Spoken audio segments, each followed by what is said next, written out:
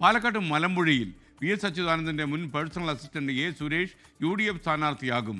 ചർച്ചകൾ തുടരുകയാണെന്നും CPM അനുഭാവികൾ തന്നെ വിളിച്ച് പിന്തുണ നൽകിയെന്നും എ. സുരേഷ് ഇന്ന് മോർണിംഗ് ഷോയിൽ 24 പറഞ്ഞു.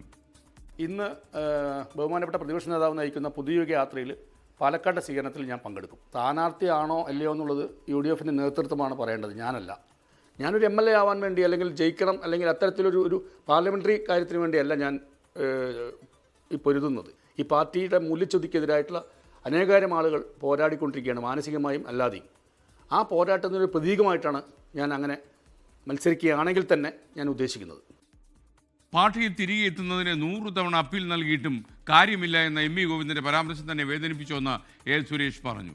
ഇന്ന് വൈകുന്നേരം പാലക്കാട് പ്രതിപക്ഷ നേതാവ് VD സതീശൻ്റെ പുതുയുഗ യാത്രയിൽ എ. സുരേഷ് പങ്കെടുക്കുന്നുണ്ട്. സെൻട്രൽ ന്യൂസ് ഡെസ്കിൽ നിന്ന് തനേഷ് തമ്പിയും ഈ വിഷയത്തിൽ പ്രതികരിക്കാൻ നമുക്കൊപ്പം ചേരുന്നു.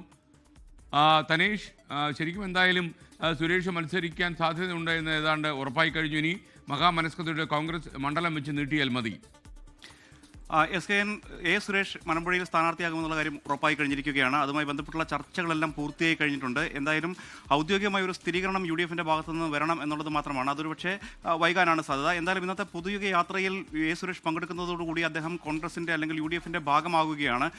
സ്വാഭാവികമായും ഇതുവരെ ഉണ്ടായിരുന്ന CPIMൻ്റെ എല്ലാ ബന്ധങ്ങളും വിച്ഛേദിച്ചുകൊണ്ടായിരിക്കും എ. സുരേഷ് ഇനി മുതൽ കോൺഗ്രസിൻ്റെ വേദിയിലേക്ക് എത്തുക എന്നുള്ള കാര്യത്തിൽ യാതൊരു സംശയവുമില്ല. വളരെ കാലമായി V.S. അച്യുതാനന്ദനൊപ്പം തന്നെ നിഴല് പോലെ നടന്നിരുന്ന പേഴ്സണൽ അസിസ്റ്റൻ്റ് ആയിരുന്ന വ്യക്തിയാണ് എ. സുരേഷ്. അതുകൊണ്ട് അദ്ദേഹം പാർട്ടിയിൽ നിന്ന് പുറത്താക്കപ്പെടുകയും പിന്നീട് തിരിച്ചെടുക്കാനുള്ള അപ്പീലുകളൊക്കെ തള്ളുകയും ഒക്കെ ചെയ്യുന്ന ഒരു സാഹചര്യത്തിൽ ഇനി ഒരു മടങ്ങിവരവ് പാർട്ടിയിലേക്ക് ഉണ്ടാകില്ല എന്ന ഉറച്ച ബോധ്യത്തിൻ്റെ അടിസ്ഥാനത്തിലാണ് അദ്ദേഹം UDFന് കൈകൊടുക്കാൻ തീരുമാനിച്ചത്. നേരത്തെ തന്നെ ഒട്ടേറെ വിസ്മയങ്ങൾ ഇത്തവണ തെരഞ്ഞെടുപ്പിൽ UDFന് വേണ്ടി രംഗത്തിറങ്ങുമെന്നുള്ളത് നേരത്തെ പ്രതിപക്ഷ നേതാവ് ഉൾപ്പെടെയുള്ളവർ പറഞ്ഞിരുന്നതാണ്. അത്തരമൊരു വിസ്മയമാവുകയാണ് ഇപ്പോൾ എ. സുരേഷ് എന്നുള്ളതാണ് നമുക്ക് വിലയിരുത്താൻ കഴിയുക. എന്തായാലും എ. സുരേഷ് മത്സരിക്കുമെന്നുള്ള കാര്യം ഉറപ്പായി കഴിഞ്ഞിരിക്കുകയാണ്. കഴിഞ്ഞ കുറച്ച് നാളുകളായി UDF നേതാക്കൾ എ. സുരേഷുമായി ആശയവിനിമയം നടത്തുന്നുണ്ടായിരുന്നു. VD സതീശൻ തന്നെ നേരിട്ട് എ. സുരേഷുമായി സംസാരിച്ചു. അങ്ങനെയാണ് മലമ്പുഴയിൽ മത്സരിക്കുക എന്നുള്ള ഒരു തീരുമാനത്തിലേക്ക് എത്തിയിരിക്കുന്നത്. എന്തായാലും മലമ്പുഴയെ സംബന്ധിച്ചിടത്തോളം അത് ഒരു ചുവപ്പ് മണ്ഡലമാണ്.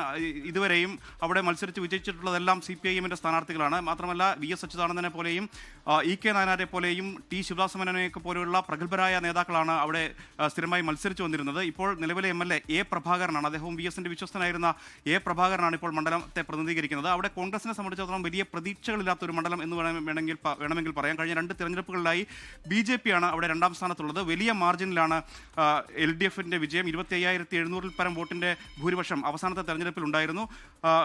BJP ആകട്ടെ 50,000-ന് പുറത്ത് വോട്ടുകൾ ഇതിനോടകം നേടിയിട്ടുണ്ട്. ഏതാണ്ട് 30,000-ൽ താഴെ വോട്ടുകൾ മാത്രമേ കോൺഗ്രസിനുള്ളൂ. ആ ഒരു സാഹചര്യം അവിടെ നിലനിൽക്കുന്നത് കൊണ്ട് തന്നെ അവിടെ ഒരു കോൺഗ്രസിൻ്റെ പ്രാദേശിക നേതാവിനെയോ അല്ലെങ്കിൽ വേറൊരു നേതാവിനെയോ അവിടെ മത്സരിപ്പിച്ചാൽ ലഭിക്കുന്ന വോട്ടുകളെക്കാൾ അധികം വോട്ടുകൾ ശേഖരിക്കാൻ ഒരുപക്ഷെ എ. സുരേഷിന് കഴിയും എന്നുള്ളതാണ് കോൺഗ്രസ് പ്രതീക്ഷിക്കുന്നത്. അതുകൊണ്ടാണ് എ. സുരേഷിലേക്ക് ഈ സ്ഥാനാർത്ഥിത്വം എത്തുന്നത് എന്ന് പറയാം.